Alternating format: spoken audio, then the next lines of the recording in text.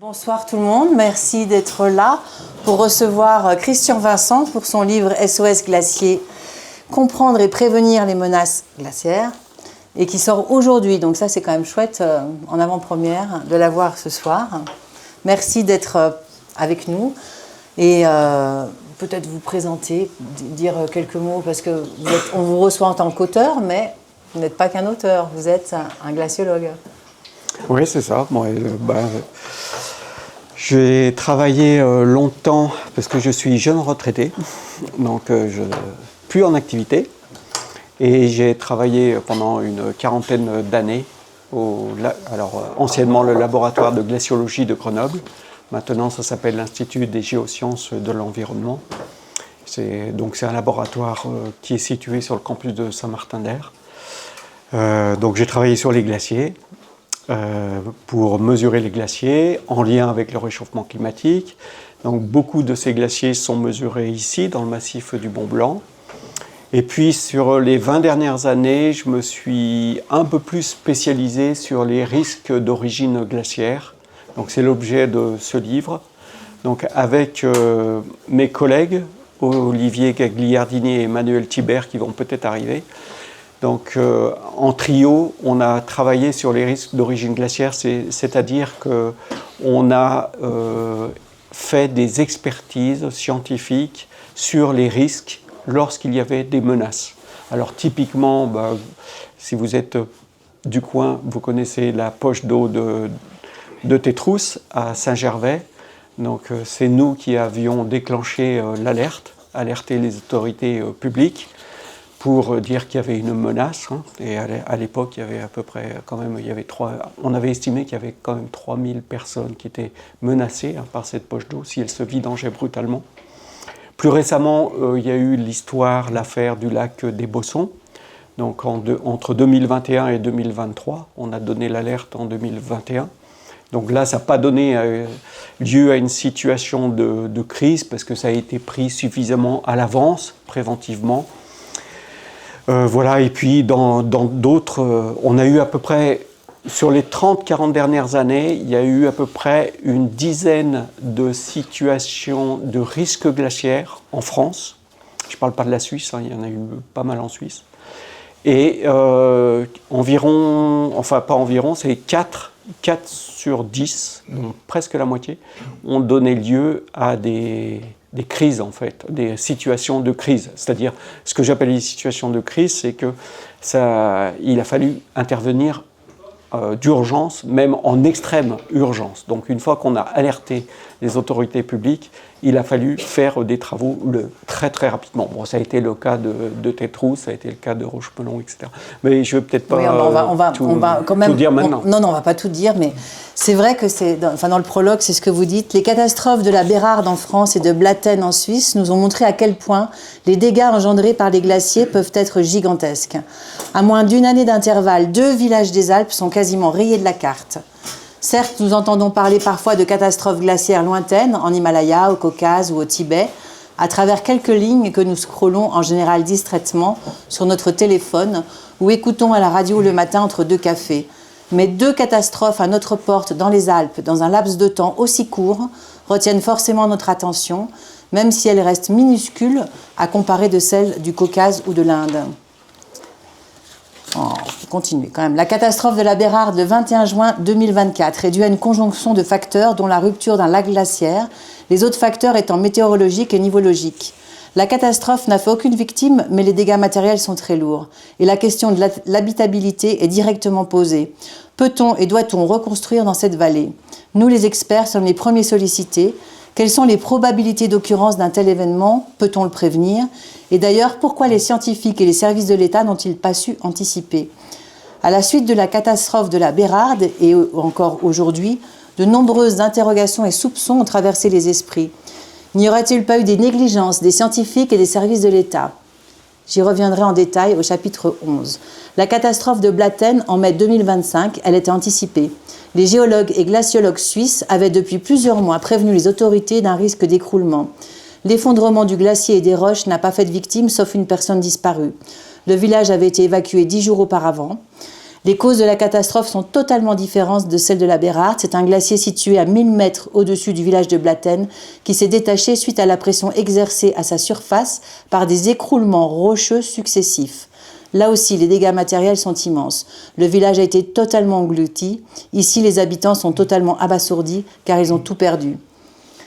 Avec le retrait des glaciers, les risques liés au lac glaciaire se multiplient. Dans la seule année 2023, 2 vidanges artificielles de lacs préglaciaires ont dû être réalisées pour éviter des catastrophes dans la vallée de Chamonix et à Tignes. Des alertes de ce type dans la même année, ce n'est jamais arrivé dans les Alpes. La vidange du lac de Bonnepierre, au-dessus de la Bérarde, nous a interloqués. Depuis quelques années, mes collègues et moi avons l'impression d'assister à une accélération de ces événements, avec la peur de ne plus pouvoir faire face, de nous laisser déborder ou surprendre. Les moyens mis en place par l'État pour prévenir les risques d'origine glaciaire ont fortement augmenté au cours des dernières années. Sont-ils suffisants? Sont-ils bien ciblés? Ça, c'est les questions que vous posez. Mais en même temps, vous revenez sur tout le début, enfin, sur la découverte des glaciers, c'est vraiment un livre où on apprend tout sur la glaciologie, qui est quand même un vaste domaine. Il n'y a pas que les risques glaciaires, il y a des tas de choses. Et c'est vrai que ça a beaucoup interrogé les gens, quand même, toutes ces catastrophes-là, qui se sont cumulées en peu de temps. Oui, tout à fait, oui. Alors, tout à l'heure, je disais qu'on a travaillé en trio au cours des 30 dernières années, 25 dernières années. Alors j'en profite pour présenter le trio, puisqu'ils sont arrivés. Ah, là. Ça y est. Donc le trio, en fait ce livre on aurait dû l'écrire à 3, mais pour des contraintes éditoriales, donc que je laisserai expliquer à Lorraine, mais vous n'êtes pas obligé. J'ai dû l'écrire tout seul d'une main, mais ce bouquin, il raconte les aventures que l'on a eues à 3 en fait, de toutes ces expertises scientifiques. Donc le trio, c'est Olivier Gagliardini. Tu peux te lever, Olivier. Bah oui. Donc, bonjour. Olivier Gagliardini, qui est professeur donc à l'université de Grenoble, et qui travaille aussi à l'IGE, Institut des géosciences de l'environnement, donc à Saint-Martin-d'Air, ce laboratoire dont je vous parlais tout à l'heure. Et puis Emmanuel Thibert. Tu peux te lever. Je ne laisse pas parce que je suis juste à côté. Emmanuel Thibert, alors pareil, il est ingénieur de recherche à l'Institut des géosciences de l'environnement. Et tous les deux, alors c'est d'actualité, les risques glaciaires, parce que tous les deux, ils reviennent d'une réunion, là, à l'instant, qui a eu lieu à Saint-Gervais pour un COPIL, un comité de pilotage, donc pour la poche d'eau de Tétrousse. Parce que le problème de la poche d'eau de Tétrousse, Olivier et Manu pourront en parler tout à l'heure, si vous voulez, n'est pas terminé. En fait, il y a toujours de l'eau dans ce glacier et il nous pose toujours un problème, donc elle est surveillée. Voilà, donc ce livre, c'est l'histoire en fait de ces aventures, c'est beaucoup d'anecdotes en fait. Et ce que je voulais raconter, j'allais dire ce qu'on voulait raconter parce que les 3, mais ce que je voulais raconter, c'est un peu les coulisses de ce qui se passe. Parce que c'est sûr que dans les médias, on a des informations, mais on ne sait pas ce qui se passe bien en coulisses. Ce que je voulais raconter, c'est comment, par exemple, les questions qui sont toutes bêtes au départ, comment on détecte un risque, à partir de quand on donne l'alerte aux autorités publiques, et ça, c'est pas rien, parce qu'il faut accumuler, pour ça, il faut accumuler un certain nombre d'arguments et de preuves avant de donner l'alerte aux autorités publiques, sinon on est pris pour des rigolos, j'allais dire, mais on perd vite notre crédibilité si on crie au loup trop rapidement. Et donc ça, c'est une véritable question. Et puis, ce que je raconte aussi, c'est les relations entre les experts, les scientifiques, donc nous, et les élus, les politiques, les décideurs, les préfets, les maires, etc. Et même la population, puisqu'il y a parfois des échanges avec la population. Et si je raconte ces histoires pour expliquer un peu, faire sentir comment c'est difficile de faire passer des messages qui sont basés sur des données scientifiques à des gens, par exemple des élus qui n'ont pas forcément une formation scientifique. Donc nous, il faut qu'on s'adapte, mais eux aussi. Et des fois, il y a des incompréhensions et tout ça, parfois, ça mène à des erreurs. Donc je raconte beaucoup ça dans le livre, les erreurs en fait qu'on a fait, les erreurs d'appréciation, les erreurs des scientifiques, mais aussi pas mal d'erreurs, si vous lisez le livre, pas mal d'erreurs de jugement des élus. Alors c'est pas pour blâmer qui que ce soit, hein, mais c'est pour dire que parfois on fait des erreurs. Et ce que je trouve intéressant, ce qui m'a motivé à écrire aussi ce livre, c'est justement de reparler de toutes ces situations de crise. Beaucoup sont liées à des erreurs de jugement. On est rentré dans des situations d'urgence alors que c'était pas, on aurait pu l'éviter. Et ça m'a paru intéressant d'avoir un recul là-dessus pour en tirer des leçons sur l'avenir. C'est pas pour blâmer qui que ce soit, mais c'est pour en tirer des leçons. Et la dernière en date, hein, c'est Blatten. Blatten, vous avez tout le monde a entendu parler de la catastrophe en Suisse. Et quand on écoute les médias et tout le monde, on a l'impression que la gestion a été impeccable. Et c'est vrai que la gestion de la crise a été remarquable. Mais on a frôlé la catastrophe. C'est-à-dire il y a un hameau qui n'avait pas été évacué au-dessus de Blatten. Et qui, en fait, il y a 2 maisons qui ont été détruites et personne qui habitait ces maisons à ce moment-là. Mais la coulée, elle a rasé le hameau. Et ça, c'était une erreur. En fait, c'était une erreur de jugement. Donc, c'est pas pour blâmer, c'est pour en tirer des leçons sur l'avenir. Mais on n'apprend pas que ça dans le livre. Bon, après, il faudra que les gens le lisent, hein, pour savoir toutes les coulisses de votre travail, en tout cas. Mais vous expliquez aussi la naissance de la glaciologie. De ça, parce que c'est aussi intéressant de voir comment on est arrivé à étudier les glaciers. Le retrait des glaciers est aujourd'hui une source d'inquiétude car il relève d'une manière évidente et sans ambiguïté le réchauffement du climat. Néanmoins, on oublie souvent que dans l'histoire, ce sont au contraire les avancées glaciaires qui ont effrayé les habitants des vallées alpines, impuissantes face aux masses de glace froides et hostiles. Jusqu'au XIXe siècle, les glaciers étaient décrits comme des lieux dantesques, inaccessibles, hantés et dangereux. Les humains ont mis beaucoup de temps à les fréquenter, même si quelques marchands s'aventuraient sur les hauts cols glaciaires pour passer d'une vallée à l'autre. C'est le cas de Otzi, 3300 ans avant notre ère, que l'on a retrouvé en 1991, momifié dans un glacier du massif de l'Ostal, à la frontière entre l'Italie et l'Autriche. Pour le commun des mortels, une expédition sur le glacier était synonyme d'un voyage sans retour. En 1892, Henri-Georges Willink, pourtant alpiniste et membre de l'Alpine Club, représente encore la mer de glace sous la forme d'un dragon froid. La description détaillée des fluctuations glaciaires est récente. Au cours des dernières centaines d'années, la présence des glaciers est surtout attestée par la gêne qu'ils occasionnent. Ce sont les grandes avancées qui posent problème. Dans la vallée de Chamonix, par exemple, de nombreux laboureurs se plaignent de voir leurs champs dévastés, amputés de plusieurs journaux par l'avancée de la mer de glace qu'on appelait alors glacier des bois. Entre 1600 et 1610, durant des crues glaciaires les plus importantes du petit âge glaciaire, 2 hameaux, Bonanay et Le Châtelard, situés vers 1100 mètres d'altitude au pied de ce même glacier, disparaissent sous la glace.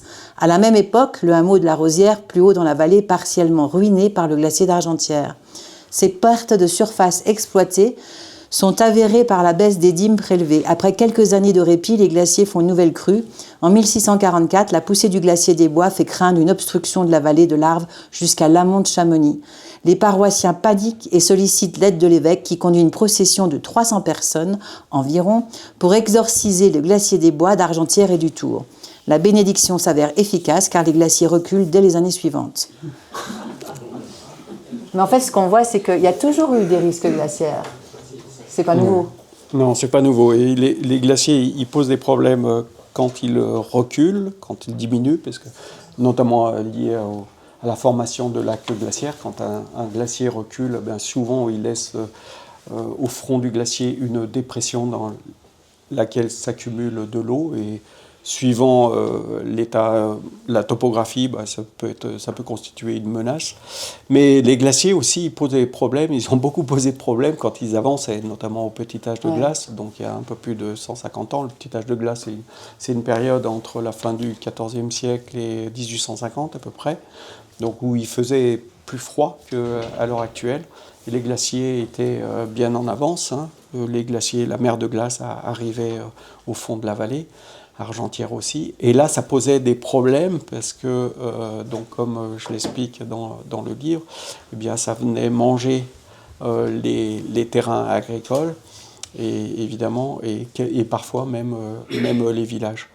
Et ça conduit aussi à des catastrophes récurrentes, comme pour le glacier de Gietro, c'est-à-dire qu'en Suisse, c'est-à-dire que quand un glacier avance, et il peut avancer jusqu'au fond d'une vallée, et lorsqu'il atteint le fond de la vallée, il fait bouchon, c'est-à-dire que le torrent qui vient de l'amont ne peut plus passer, ne trouve plus d'exutoire, et à ce moment-là se forme un lac qui est fermé par un barrage de glace, qui est le glacier.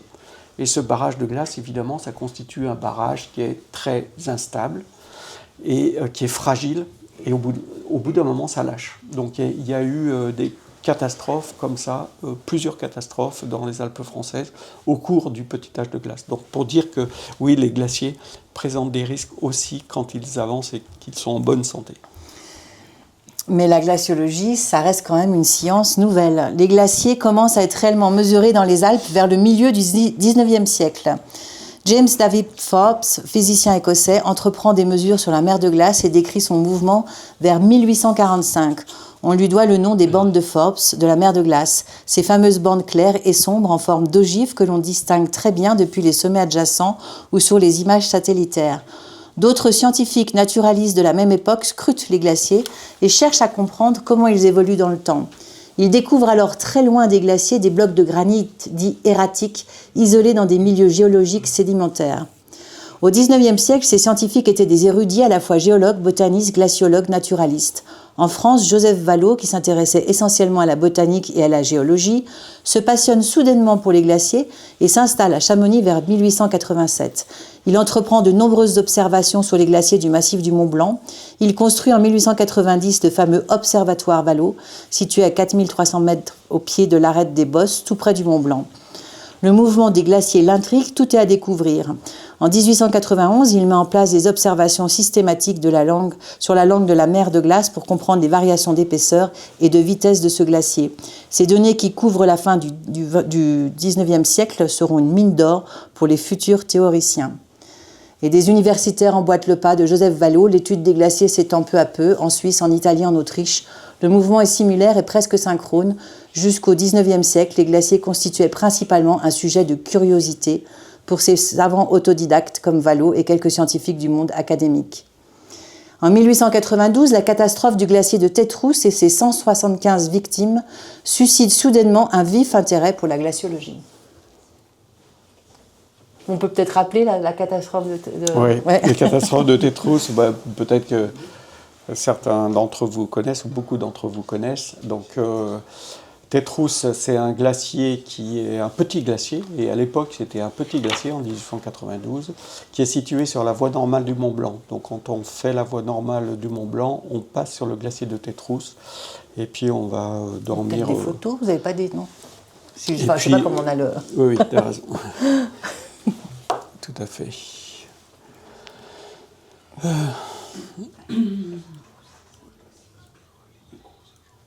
Hop. Il y en a des trucs. Ouais. Voilà. Alors la catastrophe de Saint-Gervais. Donc en 1892, donc dans la nuit du 11 au 12 juillet 1892, il y a une gigantesque inondation qui s'est produite à Saint-Gervais et notamment sur les thermes de Saint-Gervais. C'est-à-dire que les thermes de Saint-Gervais que l'on voit sur les photos là ont été complètement dévastés. Donc, il y a eu 175 morts. Donc cette catastrophe, elle a quand même marqué les esprits, pas seulement en France, un peu partout. Et il y a beaucoup, même dans notre communauté glaciologique, c'est resté assez imprimé. Il y a beaucoup de glaciologues dans le monde qui ont entendu parler de cette, enfin, dans la bibliographie. Et les ingénieurs à cette époque-là, les ingénieurs des eaux et forêts, il n'y avait pas de laboratoire de glaciologie, il n'y avait pas de glaciologue à proprement parler, sauf quelques indépendants comme Joseph Vallot. C'était le service des eaux et forêts, service des forces hydrauliques des eaux et forêts qui s'occupait un petit peu des risques, beaucoup des risques. Et au début, ils ne savaient pas d'où ça venait, donc ils ont remonté la vallée du Bonan et puis ils ont remonté jusqu'à trouver sur le glacier de Tétrousse, qui est indiqué par la flèche là, et qui est au pied de l'aiguille du Goûter. Et sur cette... peu importe. Et sur ce glacier-là, ils ont trouvé deux énormes cavités. Une cavité qui était au centre du glacier, et puis une cavité qui était au front du glacier. Et avant la catastrophe, ces deux cavités étaient remplies d'eau, et sous l'effet de la pression d'eau, eh bien, le glacier a littéralement explosé. Bouchon de glace a sauté, et l'eau s'est vidangée brutalement dans la vallée. Donc, en fait, ce qui s'est passé, je peux parler un petit peu de... Oui. Bon. Donc, ce qui s'est passé, c'est que les gens ont cherché à comprendre, évidemment, l'origine de cette poche d'eau. Donc, il y a eu des mesures qui ont été faites jusque vers 1910 à peu près. Donc entre 1893 et 1910, il y a des mesures qui ont été faites, notamment de la cartographie, etc., pour essayer de connaître l'origine, de comprendre pourquoi cette poche d'eau s'était formée et pourquoi elle s'était vidangée brutalement. Bon, en fait, personne n'avait rien compris à l'époque. Enfin, on ne peut pas dire qu'on ait tout compris, mais on a compris quelque chose. Parce que c'est toujours la même poche d'eau qu'ils étudient, là, Alors, c'est pas la même poche d'eau, mais c'est une autre poche d'eau qui s'est formée. Okay. Alors, juste, donc, la transition avec aujourd'hui, c'est que en 1904, donc, lorsque les ingénieurs des eaux et forêts étudiaient ce glacier, ils ont remarqué qu'il y avait une crevasse qui se formait en 1904, une grosse crevasse qui se formait, qui était pleine d'eau. Et ils se sont dit, ça va recommencer. Donc, ils ont décidé de faire, les autorités publiques ont décidé de faire une galerie qui partait de la rive gauche, dans le rocher, donc à peu près à l'horizontale, une galerie de 200 mètres dans le rocher, qui se prolongeait dans la glace, et pour atteindre la crevasse pleine d'eau, de telle façon à vidanger l'eau. Donc il y a des ouvriers qui ont creusé cette galerie, alors dans la roche avec des explosifs, puis dans la glace à coups de pioche. Et puis quand donc ils avaient bien visé, parce que là, il fallait arriver à la base de la crevasse, et quand ils ont donné le dernier coup de pioche, l'eau est surgie, donc ils ont couru. Heureusement, ça n'a pas fait de victime. Mais voilà, cette galerie, elle est restée pendant 100 ans, parce que le service des eaux et forêts a décidé de maintenir cette galerie parce qu'il pensait que ça pouvait empêcher l'eau de s'accumuler. Ça pouvait drainer l'eau au fond du glacier si par hasard il y avait une autre poche d'eau qui se reformait. Donc cette galerie, elle a été entretenue pendant plus de 100 ans, jusqu'en 2007. Et chaque année, il y avait des ouvriers qui montaient à Tétrousse, et puis, alors, ils ne maintenaient pas la galerie ouverte dans la glace, mais dans le rocher, parce que ça avait tendance à s'ébouler, etc. La glace s'accumulait, etc. Donc voilà, tous les ans, il y avait des ouvriers, une équipe d'ouvriers qui montait, jusqu'en 2007. Et en 2007, j'ai un coup de fil du chef du RTM. Le RTM, c'est le service de restauration des terrains en montagne. C'est un service d'État qui a dans chaque département de montagne et qui s'occupe de tous les risques naturels, de la gestion des risques naturels, quand il y a une route qui s'éboule, quand il y a une inondation, etc. Donc en 2007, il y a le chef du RTM de Annecy, donc de Haute-Savoie, qui m'appelle et qui me dit, je ne le connaissais pas, et qui me dit est-ce que vous seriez prêt à faire une étude sur ce glacier ? Oui, pourquoi pas, ça m'intéressait de toute façon, parce que ce glacier, on ne le suivait pas, et puis j'avais en tête évidemment la catastrophe de 1892, donc la problématique m'intéressait. Et il me dit, voilà, on voudrait savoir si cette galerie de 1904, elle est encore utile aujourd'hui, parce que chaque année, elle nous coûte cher d'abord, et puis il faut toute la refaire, il y en avait pour 250 000 € en 2007. Et puis la deuxième question, c'était, est-ce que ce glacier il présente encore un risque? Voilà. Donc on a commencé une étude comme ça en 2007, 2008, et puis la conclusion de l'étude, c'était que la galerie de 1904, elle ne servait plus à rien.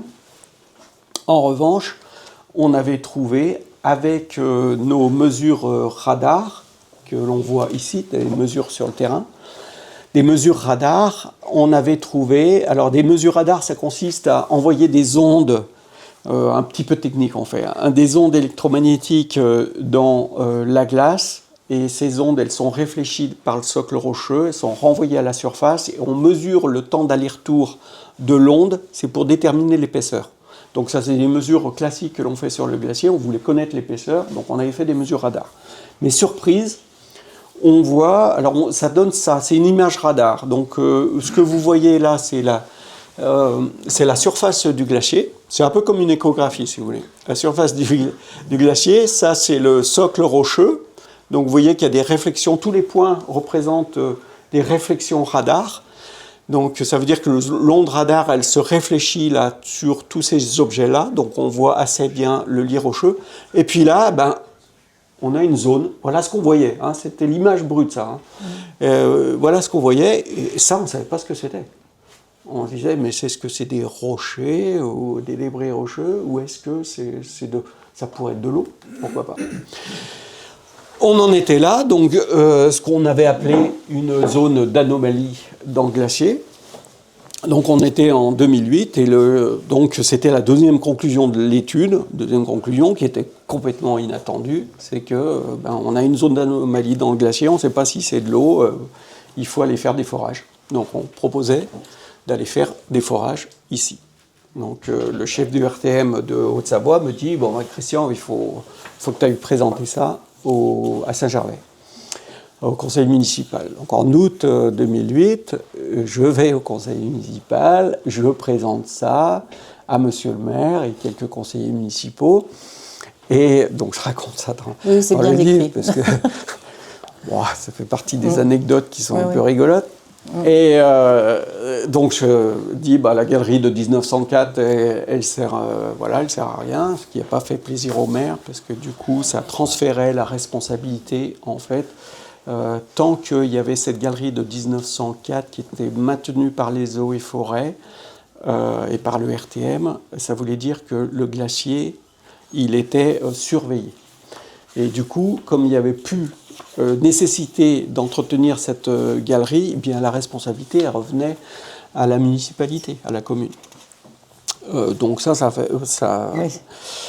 n'a pas fait plaisir au maire, c'est le moins qu'on puisse dire. Et puis, je raconte ça dans le livre. Et la deuxième conclusion, c'était de dire, c'était ça, c'était le plus important en fait. Hein. Il y a une zone d'anomalie, il faut aller faire 1 ou 2 forages. Donc on avait écrit, donc avec Emmanuel et Olivier, on avait écrit ça dans notre rapport, il faut faire des forages. Et cette recommandation, elle n'a pas été suivie.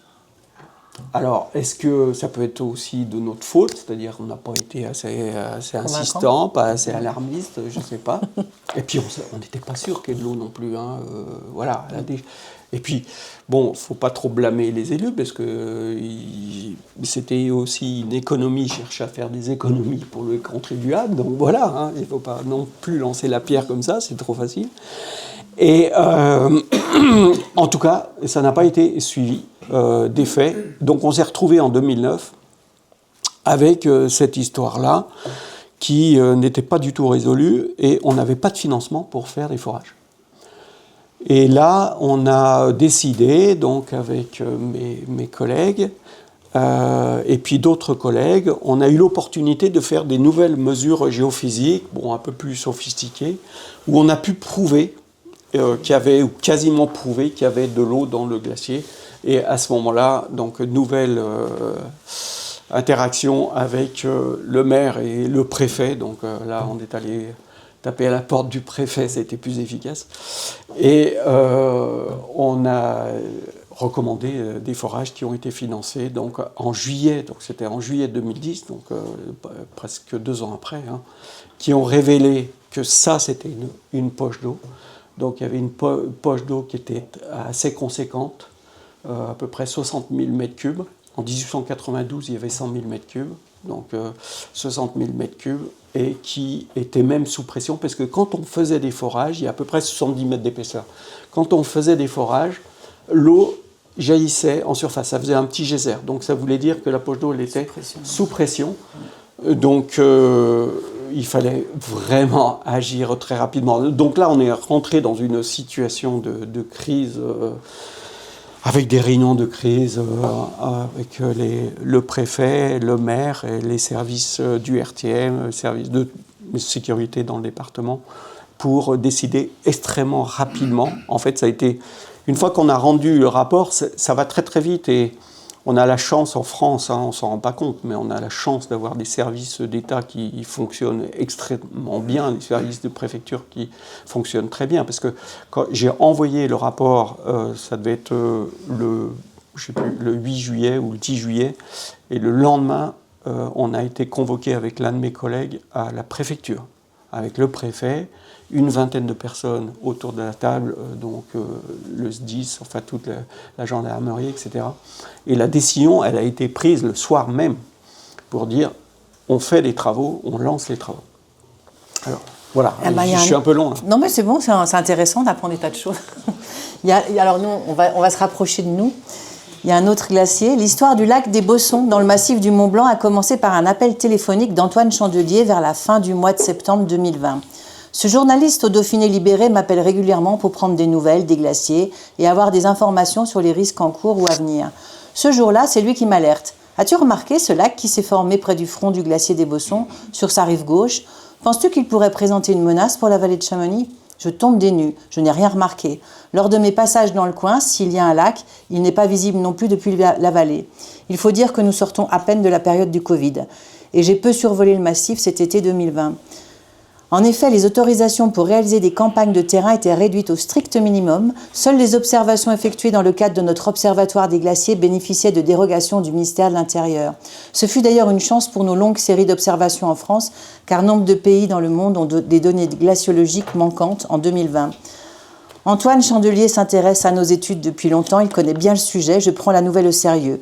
Lors d'un colloque à Chamonix en octobre 2020, j'en profite pour monter au glacier des Bossons l'après-midi.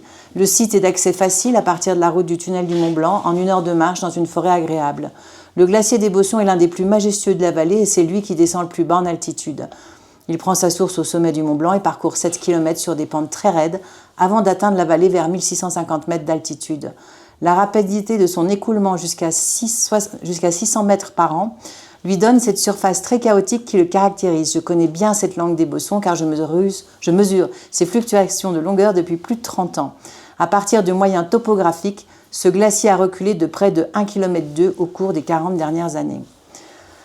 Donc c'est quand même incroyable que ce soit le journaliste Antoine Chandelier, qu'on connaît bien, qui se balade et qui vous parle de ce lac. Lac des Bossons, c'est peut-être une photo d'Antoine, Antoine Chandelier, donc, qui est journaliste au Dauphiné libéré, qui s'intéresse beaucoup aux histoires de montagne. Et aussi un de nos auteurs. Qui a écrit chez Guérin. Oui. Des jolis livres. Ouais. Donc ça s'est passé comme ça en fait, hein. C'était en 2020, donc on sortait du Covid là. C'était à l'automne 2020 et il m'appelle et il me dit voilà ce qui est raconté ici. Et bon, et je vais là-haut et voilà, je crois que c'était 2020 cette photo. Enfin, on voit une petite marque comme ça qui paye pas de mine, hein, qui était invisible de la vallée. Et la question c'était de savoir si ce lac était dangereux ou pas. Donc a priori, quand vous voyez une petite mare comme ça, on en a beaucoup des petites mares comme ça qui se forment en bordure des glaciers. Et heureusement, tous ces lacs ne sont pas dangereux. Et ce lac-là, pour savoir s'il était dangereux, donc on pouvait penser, a priori, c'était la première intuition en fait, et puis avec Manu et Olivier, on avait beaucoup discuté là-dessus. La première intuition, c'était que ce lac, il était contenu dans une cuvette, et que, en fait, avec le retrait du glacier, eh bien, ça allait faire une cuvette rocheuse. Le glacier, là, il perd 5 à 6 mètres, enfin, c'est plutôt même 6 à 7 mètres par an, là, d'épaisseur. Donc, vous avez vu, hein, il est en train de reculer énormément, il se rétrécit, donc on savait, c'est des données qu'on avait, donc on savait qu'avec le recul du glacier, la mare, elle allait s'agrandir, mais on ne savait pas si la pente du lit rocheux, elle était inclinée vers la rive gauche, ou si ça faisait une cuvette. Bon, si ça faisait une cuvette, aucun problème. Par contre, si la pente du lit rocheux était inclinée comme ça voulait dire qu'au fur et à mesure que le glacier allait rétrécir, le lac, il allait prendre de l'extension et atteindre un volume important et qui pouvait éventuellement se vidanger brutalement dans la vallée. Et en dessous, il y a le hameau des Bossons, enfin le village des Bossons, et il y a la voie rapide, enfin il y a des infrastructures. Voilà. Donc on a fait, alors pour vous dire, oui, parfois c'est quand même artisanal. Bon, Olivier nous dira que maintenant c'est mieux organisé, la prévention des risques, mais on n'est pas à l'abri de surprises. En tout cas, ça fait pas si longtemps, 2020, 2021. Et donc on s'est dit, bon, il faut quand même qu'on aille faire des mesures géophysiques. Et les mesures, ça consistait à connaître le lit rocheux. Donc la topographie du lit rocheux. Donc pour connaître la topographie du lit rocheux, la seule solution, c'était de faire des mesures radar pour déterminer la forme du lit rocheux. Et on a attendu une opportunité, mais on n'avait pas de financement pour ça. Et l'État n'intervient pas pour ça. Et alors aujourd'hui, c'est beaucoup plus organisé parce qu'on a un plan, un programme qui s'appelle le programme d'action de prévention des risques d'origine glaciaire, qui est soutenu et financé par le ministère de l'Environnement. Et ces questions de prévention, elles sont beaucoup mieux structurées. Donc aujourd'hui, on pourrait faire, mais c'est très récent, ça a 5-6 ans, et aujourd'hui, on pourrait faire appel à ce genre de financement. Mais à l'époque, c'était plus compliqué. Et en fait, il se trouve qu'en mars 2021, on avait fait une mission sur le glacier d'Argentière pour toute autre chose.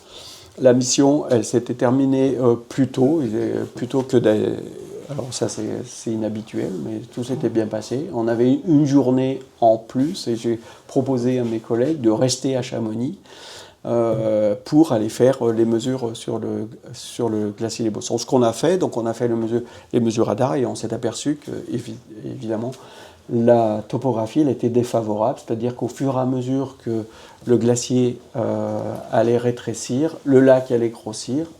Et on avait calculé, donc avec les services du RTM, qu'au-delà de 20 000 m3, s'il y avait 20 000 m3 d'eau qui se vidangeait brutalement dans la vallée, là, ça pouvait avoir des conséquences lourdes sur les habitations, donc les habitants et les infrastructures. Donc il ne fallait pas atteindre 20 000 m3 d'eau.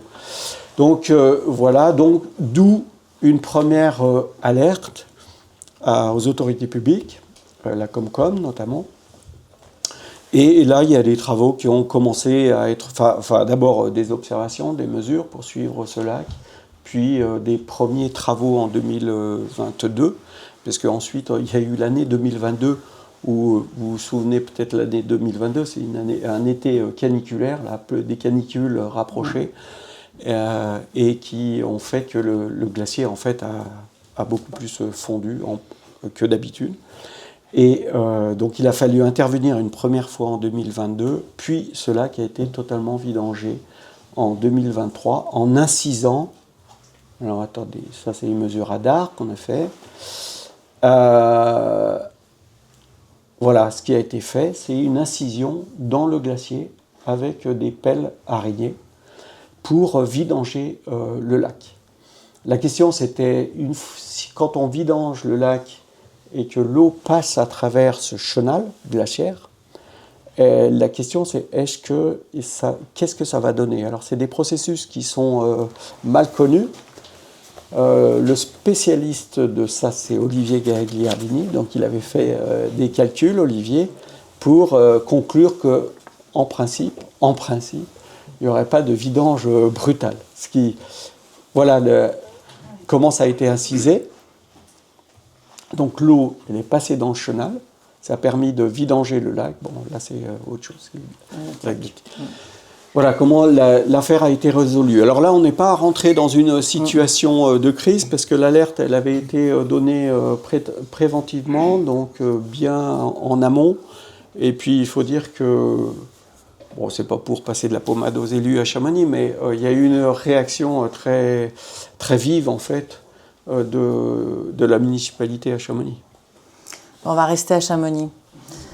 Tacona, une épée de Damoclès. Le glacier de Tacona prend sa source au dôme du Goûter à 4300 mètres d'altitude, non loin du sommet du Mont Blanc, et plonge dans la vallée de Chamonix sur des pentes rocheuses très abruptes. Il est moins connu que son jumeau, le glacier des Bossons, et pourtant, tous les alpinistes qui grimpent la voie normale du Mont Blanc le parcourent dans sa partie supérieure. Il doit sa surface très chaotique à des vitesses d'écoulement qui dépassent par endroits plusieurs centaines de mètres par an.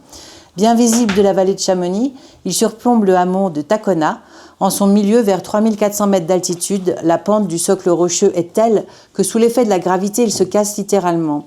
Il forme ainsi une impressionnante falaise de glace de 100 mètres de hauteur et 700 mètres de large environ, d'où se détachent régulièrement de gigantesques blocs de glace. C'est un peu comme une cascade d'eau dans laquelle les gouttes d'eau se séparent. On l'appelle la chute de Sérac. Un programme de recherche nous a permis, avec une équipe de mon laboratoire, de tenter de percer le mystère du fonctionnement peu banal de ce glacier. Juste à l'amont de cette chute de Sérac, le glacier s'accélère, la vitesse passant de 80 mètres à 120 mètres par an. Il progresse jusqu'à son point de rupture. Au-delà de ce seuil, la contrainte de cisaillement ou de traction due à l'augmentation des vitesses est trop forte et le glacier se rompt, libérant un énorme volume de glace dans le vide. On dit dans le jargon des glaciologues que le glacier vèle, un mot emprunté au monde animal. Mais ici, le veau est soumis à rude épreuve. En principe, personne ne s'aventure dessous, quoique, si ces avalanches de glace se produisent en été, elles ne se propagent pas trop loin. Si elles se produisent en hiver, lorsque le manteau neigeux est instable, c'est une autre affaire. En effet, elles peuvent générer à leur tour une avalanche de neige qui se répand jusque dans la vallée, dans ce couloir d'avalanche de 6 km de long.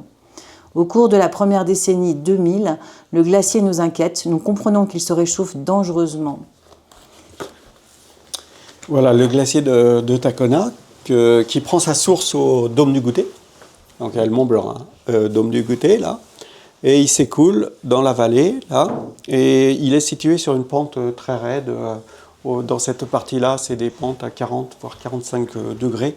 Donc vous voyez, il y a une chute de sérac parce que le flux ne peut pas être continu. Il y a une rupture, hein, la glace se casse ici. Donc ça fait une falaise de glace qui fait à peu près 100 mètres de haut. Et donc régulièrement, il y a des blocs de glace qui viennent véler, donc se fracasser. Et alors, en été, ça ne pose pas de problème parce que les blocs de glace ne vont pas au-delà de la langue du glacier. Mais en hiver, lorsque le manteau neigeux est instable, là, ça peut peut générer une avalanche de neige. Et ce mélange de neige et de glace peut arriver dans la vallée. D'où la digue par avalanche qui a été construite au début des années 90, puis surélevée en début 2000, et donc qui est censé retenir cette avalanche de glace et de neige.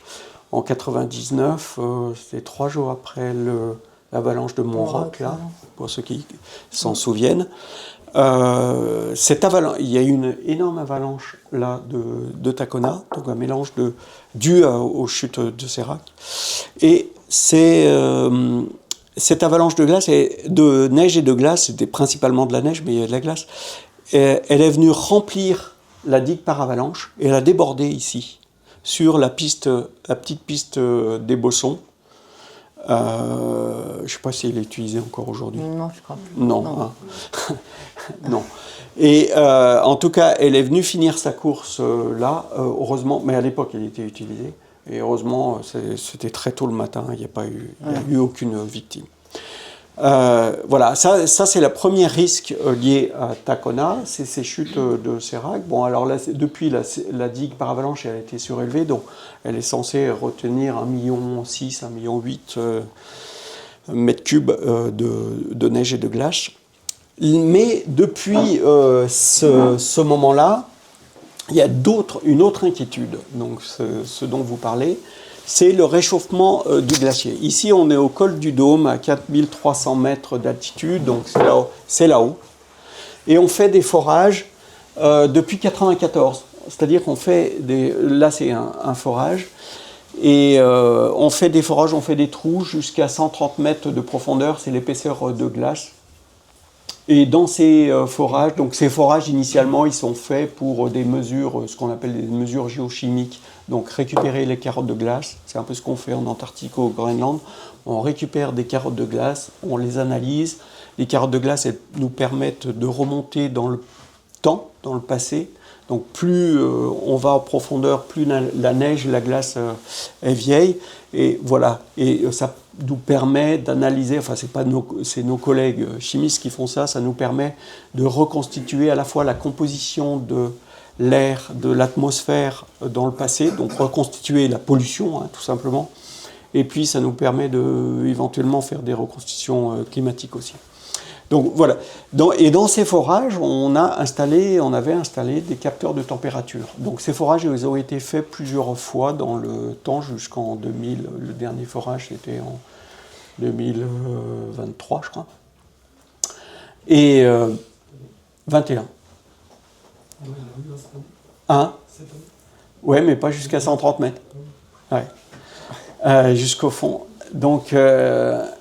Et vous voyez la courbe de température, alors je ne vais pas compliquer trop les histoires, mais là on est en surface, et ça c'est la profondeur et c'est la température. C'est-à-dire que là on est au fond du forage, il fait moins 11 degrés, en 94 il y avait moins 11 degrés, la courbe noire, vous voyez, et en surface, vers la surface, on était à moins 8, moins 9 degrés. Et puis on a fait des forages systématiquement, enfin plusieurs fois, jusqu'à 2021. Et vous voyez la courbe verte de 2021. Donc, au fond, ça n'a pas beaucoup bougé, mais quand même quelques dixièmes de degrés. Et ça a énormément changé là, parce qu'il y a un réchauffement de 3 degrés, vers 50 mètres de profondeur, il y a un réchauffement. Donc ça, c'est directement, un peu indirectement, mais c'est quand même un effet direct du réchauffement du climat. Donc à partir, et vous voyez que le deuxième forage qu'on a fait après 1994, le forage suivant, c'était 2005 en fait. Et on ne savait pas que ça se réchauffait là-haut. On s'en doutait parce que les Suisses, ils avaient fait des forages au col Nifeti et ils avaient déjà remarqué que ça se réchauffait. Donc en 2005, on prend conscience que les glaciers là-haut, ils se réchauffent. Et ils se réchauffent beaucoup. Et c'est pas fini. Donc d'où des questions sur la stabilité de ce glacier, d'abord sur le régime thermique de ce glacier, de tout le glacier de Tacona, parce que là le glacier est à température négative, mais le jour où ça devient tempéré, ça veut dire à 0 degré, s'il passe à 0 degré, ça veut dire qu'il y a de l'eau qui circule dans le glacier, qui atteint la base du glacier, et s'il y a de l'eau qui atteint la base du glacier, donc c'est ce qu'on appelle un glacier tempéré, le glacier il se met à glisser. Donc sur des pentes très raides, un glacier tempéré à 0 degré, il ne peut pas se maintenir sur des pentes supérieures à 40-45 degrés. Vous voyez tous les glaciers qui sont suspendus là-haut, près qu'on voit là. Ces glaciers-là, on sait qu'ils sont froids. C'est pas parce qu'on a mesuré la température, mais c'est parce qu'on les voit sur des pentes très raides et ils ne pourraient pas se maintenir sur des pentes aussi raides s'ils n'étaient pas froids, température négative. Donc la question, voilà, c'était tout d'un coup on se pose la question, mais ce glacier de Tacona, s'il se réchauffe et s'il devient tempéré, étant donné la raideur, est-ce qu'il pourra se maintenir? La réponse est plutôt non. Et donc on était en... Vous angoissez tout le monde là. Hein. Ouais, mais c'est... Ouais. Olivier pourra en dire un peu plus. Et donc... Et là, je fais donc...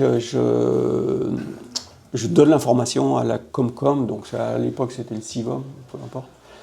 Et on demande... je dis que ça serait bien de faire des forages. On fait des forages en 2008. Des forages qui sont là, 4 forages. Donc ça, c'est les épaisseurs de glace. 4 forages pour mesurer les températures. Donc l'idée, c'était de savoir si ce glacier était froid. Et on s'aperçoit que donc il est froid, mais que pour le forage qui est près de la chute de Sérac là, la température au fond du forage était à moins 2,5 degrés. Donc, moins 2,5 degrés, finalement, c'était les conditions les plus défavorables, c'est-à-dire que c'était encore froid, mais on savait que ça allait se réchauffer, donc tendre vers 0 degré. D'où, bon, je ne vais pas vous donner trop de détails, mais voilà. Après, il y a eu des forages successivement, des modélisations, beaucoup de modélisations faites par Olivier, qui est là. Et puis un de nos étudiants, Adrien Gilbert, pour montrer que dans l'avenir, évidemment, ça ne va pas aller dans le bon sens, donc ça va se réchauffer et ce glacier, il risque de devenir à terme tempéré. Alors pas tout de suite, c'est à l'échelle de quelques décennies, mais ça c'est encore, voilà, on est en plein travaux, enfin c'est mes collègues surtout qui sont en pleine recherche là-dessus pour savoir d'une part, les deux questions, c'est quand est-ce qu'il va devenir à 0 degré ? Et puis la deuxième question, c'est quand il va devenir à 0 degré, donc il y a de l'eau qui va circuler, qu'est-ce qui va se passer ? Est-ce qu'il va se fracturer en petits morceaux ? Donc la situation la plus favorable, si vous voulez, c'est que ça se débite en petits morceaux, que ça se réchauffe petit à petit, comme ça, et puis que ça se débite. Mais on n'est pas à l'abri d'une déstabilisation totale. On a vu ça sur d'autres glaciers, même en Suisse, ou ailleurs dans le monde, et on n'est pas à l'abri de ça. Donc là, ici, la communauté de communes et la commune de Chamonix a bien saisi le problème, et donc il y a un gros programme financé que coordonne Olivier, qui est sur cette recherche-là pour répondre à ces deux questions. C'est pas du tout facile. Voilà. On a un peu fait le tour de la question à Chamonix, mais pour l'avenir, sinon à part les dangers, mais par exemple la mer de glace, qu'est-ce qu'elle va devenir, un lac, ou vous voyez ça comment ? Alors sur la mer de glace, il y aura peut-être des petits lacs parce qu'il y a certains endroits, il y a la topographie présente des petites dépressions, donc il pourrait y avoir des petits lacs qui vont se former au fur et à mesure que le front du glacier va rétrécir, reculer. On estime que d'ici la fin du XXIe siècle, on n'y est pas encore, mais on estime que le glacier va perdre 80% de sa surface, à peu près, 70-80% de sa surface. Et en 2050, selon les simulations des collègues, le front du glacier va être vers la confluence, pour ceux qui connaissent l'échaud, la confluence de l'échaud et de la mer de glace, vers 2050. Donc le recul va assez vite. Aujourd'hui, c'est 30-35 mètres par an de recul, vous voyez, et ça va relativement vite. Et pour le glacier d'Argentière, on a un petit peu la même chose, sauf qu'il va disparaître plus vite, lui, parce qu'il a une zone d'accumulation qui est moins haute, le glacier d'Argentière. Et pour le glacier d'Argentière, là, ce qu'on va voir apparaître, et assez rapidement, à peu près à partir de 2035, c'est un lac qui se forme, pour ceux qui connaissent la chute de Sérac de Lognan, donc un lac qui se forme au-dessus de la chute de Sérac de Lognan, puisque là, il y a la chute de Sérac de Lognan, c'est un verrou, en fait, un verrou rocheux, et derrière, il y a une grosse dépression que l'on ne voit pas, mais on ne peut pas voir, mais que l'on a bien mis en évidence avec nos mesures géophysiques radar. Et il y a donc une grosse dépression, et il y a un lac qui va se former et qui fera 12 millions de mètres cubes. Alors 12 millions de mètres cubes, ça ne vous parle pas, mais c'est énorme en fait. Donc c'est pas un lac a priori qui sera dangereux. Je pense que ça sera bien pour faire du kitesurf ou des choses comme ça. Bon. Ça sera le nouveau tourisme à Chamonix. Parce qu'il sera, a priori, il ne sera pas dangereux. Parce il sera dans les rochers. Il sera barré, enfermé, rocher, par un barrage rocheux solide. Voilà. Est-ce que vous avez des questions? J'entends. Une question, là, le titre de votre ouvrage, c'est SOS Glacier. Donc, comment est-ce qu'on le lit? C'est-à-dire, c'est les glaciers qui sont le danger ou c'est les glaciers qu'on doit sauver? Ouais, c'est une bonne question. Hein. C'est pas moi qui ai choisi le titre. Ouais, ça, comme souvent, hein. Les auteurs ne choisissent pas toujours le titre. Ça, c'est l'éditeur qui a choisi. C'est Charlie Buffet et l'équipe commerciale de Guérin, je pense. Et SOS Glacier, il faut le lire par rapport à la première hypothèse, la première proposition, c'est-à-dire c'est relatif au danger que représentent les glaciers. Voilà. Oui, ouais, c'est ça, oui. C'est pas du tout. C'est la raison de la science, au fond. Comment la science a été développée. En partie, oui. Ouais, c'est la prévention, en fait. Oui, là, c'est vraiment des questions. Des désastres naturels. Voilà, c'est ça. Oui, tout à fait. Ouais. Ouais, mais si on lit les paysages sur les photos, on se rend bien compte à la lecture que l'homme, depuis 150 ans, il a pris une place qu'il n'avait pas à prendre dans nos vallées. Et donc maintenant, il faut se démerder avec ça, mais il n'empêche qu'il suffit de lire, je voyais la photo tout à l'heure de Tacona, tu vois la vallée, on n'a rien à foutre ici avec nos maisons. Alors maintenant, il faut que les élus gèrent le bordel. Mais c'est quand même ça l'idée. Ben, oui, c'est vrai que, en fait, l'homme, bon, ça c'est pas une évolution récente, hein, comme tu dis, c'est une évolution sur 100, 150 ans. La montagne est de plus en plus... On a investi de plus en plus à haute altitude.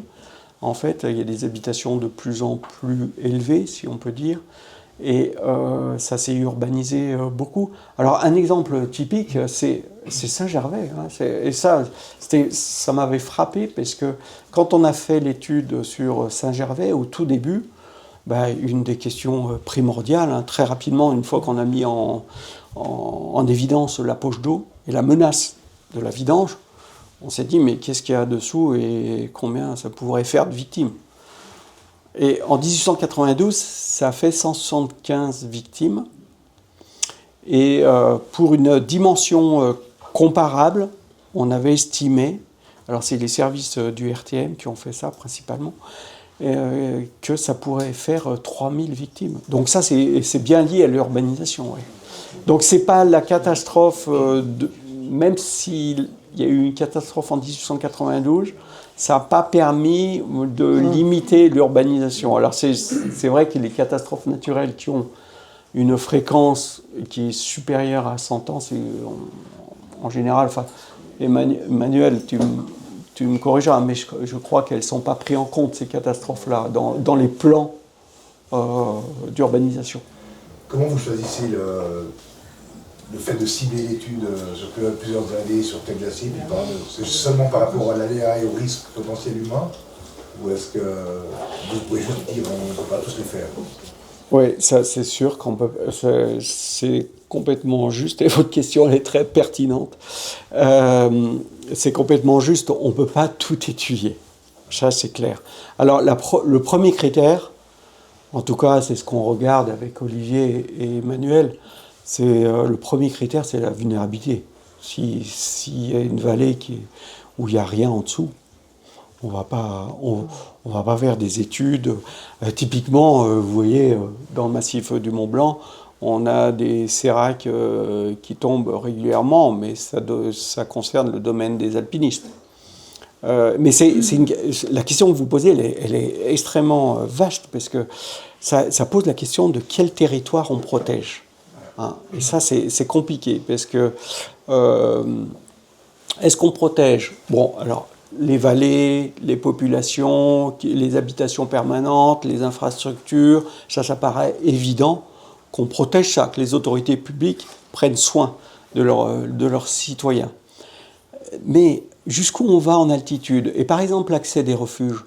Est-ce qu'on protège l'accès des refuges? Vous voyez ce qui s'est passé à la Marmolada, la catastrophe qui a fait le tour du monde, hein, on peut dire, hein, puisque c'est même traversé l'Atlantique. Cette catastrophe, elle s'est produite, on a l'impression que c'était... Alors, bon, il faut quand même respecter les victimes, hein, ça reste une catastrophe. Mais elle s'est produite en moyenne montagne, haute montagne, pour accéder à un refuge. Marmolada, bon, pour ceux qui ne connaissent pas, c'est en Italie, dans les Dolomites. Hein. Donc en fait, on pense que c'est une poche d'eau qui s'est vidangée brutalement avec de la glace, etc. Elle a fait, je ne sais plus, une dizaine, quinzaine de victimes, je ne sais plus, je le dis. Bon. Et est-ce que les autorités publiques la question c'est est-ce que les autorités publiques, les pouvoirs publics doivent protéger ces zones-là? Jusqu'où on va? Et moi je trouve que la réponse n'est pas évidente. Pour revenir à votre question initiale, c'est pourquoi on a choisi Tacona? Pourquoi on a choisi, voilà, typiquement Tacona?